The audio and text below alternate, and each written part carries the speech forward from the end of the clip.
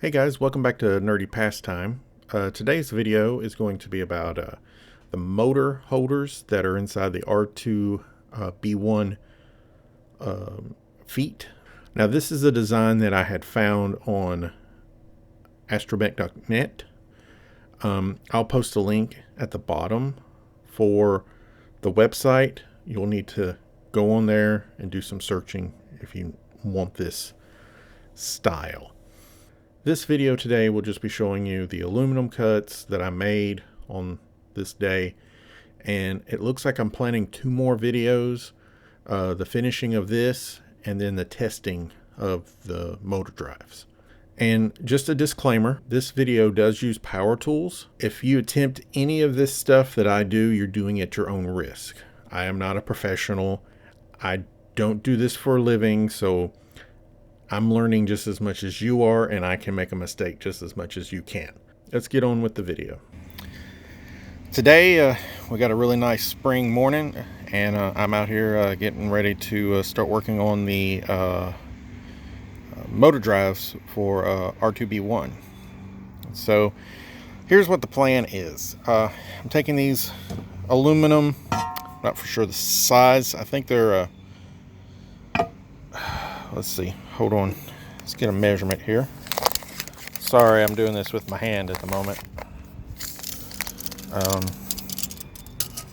So they're 5 inches. These were cut to 12, which we're going to be cutting them down to about 7 inches. And then the inside looks like about 3, so they're 3 by 5 tubing. So the plan is, this here is going to be our channel that we'll be making to put our wheel and our threaded rod through.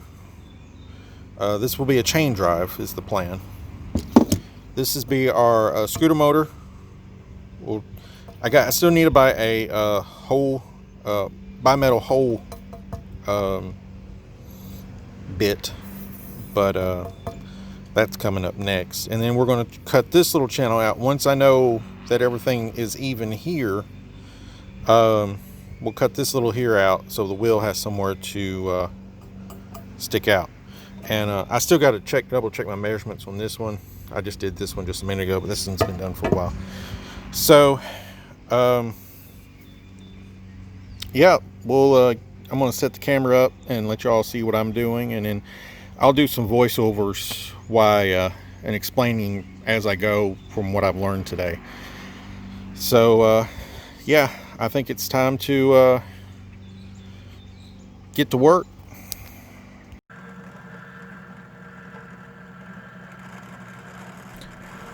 So in this first little section of the drilling, I am drilling out the pilot hole that I'll use to cut out that. It'll be where the axle goes for the wheel.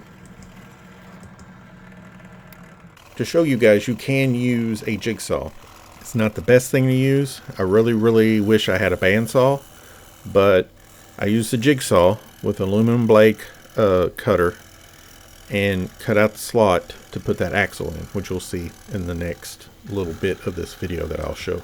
I had to cut out the base bottom part for the wheel to go through, which I had to turn this thing a couple of times because the blade, of course, isn't long enough, which is where a bandsaw would probably be better to cut this, because you can cut all the way through the material. The shorter blade it gave me a lot of problems. So I finished my main cuts. Now I'm cutting the excess tubing off, cut it to the proper size of the 7 inches.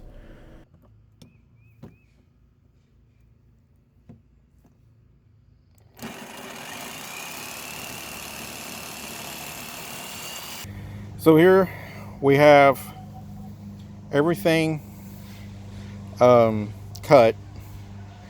All we got left is to cut the motor mount area and and put the screw hose in for the motor, which I've still got to make up a diagram for a blueprint for that, so I can figure out how that is laid out, so I make sure it gets laid out correctly. But the channel's been cut that the wheel assembly will go through. Wheel sticks out here, and these should fit inside of the motor holders, or the shells, I'm sorry. So basically, oh well, this is a lot easier to do inside. So basically what we're going to have here is your wheel fit right in here like this, and then your threaded rod will go in here, and then what you'll do is you'll have lock nuts, and this is supposed to be a 4-inch shaft. The threaded that I have right now is 6 inches. I still got to cut it down still, but the idea is that this way you can go in, and where your chain is, you'll be able to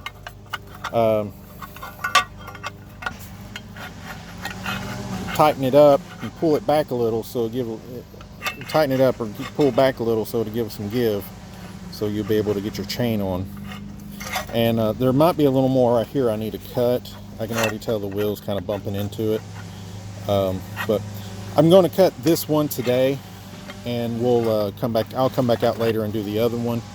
I want to make sure this is going to be okay, that what we got is going to work, because I don't want to cut up my other one if I screwed something up measurement wise. I'm a little worried about these channels, that they might be a little too wide, and I think once you put a bolt and some washers and lock it down, I don't think it's going to be that bad, but I just want to make sure before I go any further and waste the aluminum and